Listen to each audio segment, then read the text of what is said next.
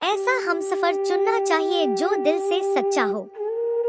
मेरी शादी की बात चलने लगी, मन में एक अजीब सा डर था, अपने परिवार को छोड़ने का, और एक खुशी भी। शादी होती है, सब अच्छे से चलाता है। मेरी शादी एक मिडिल क्लास परिवार में हुई थी, तो हाथ दबाकर करके ही हर चीज करनी होती थी। मेरे पति मुझे इज्जत देते, मेरी हर छोटी चीज का ध्यान रखते, पर इसका मतलब ये नहीं होता है कि कभी गुस्सा नहीं करते थे। गुस्सा करते, गुस्से में 4 बात सुना भी देते। यहाँ तक ये भी बोला कि तुमसे शादी करके जिंदगी खराब हो गई है।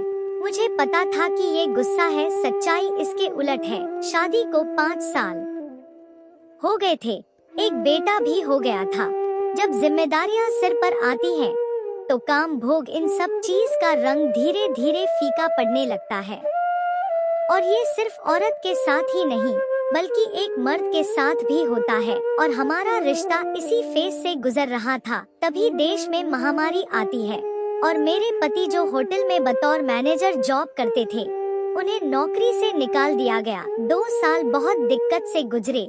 स्थिति ऐसी भी थी कि हमें स्कूटी पर राजमा चावल, मोमोज ये भी बेचना पड़ता था। लेकिन इस दुख की घड़ी में एक चीज जो और बढ़ी, वो था हम दोनों का एक दूसरे के प्रति समर्पण।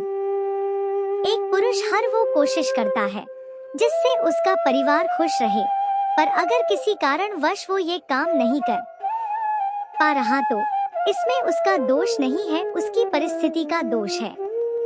मैंने सोच लिया था, कमाई कितनी भी हो ये मेरी जिम्मेदारी है, उसमें घर चलाना।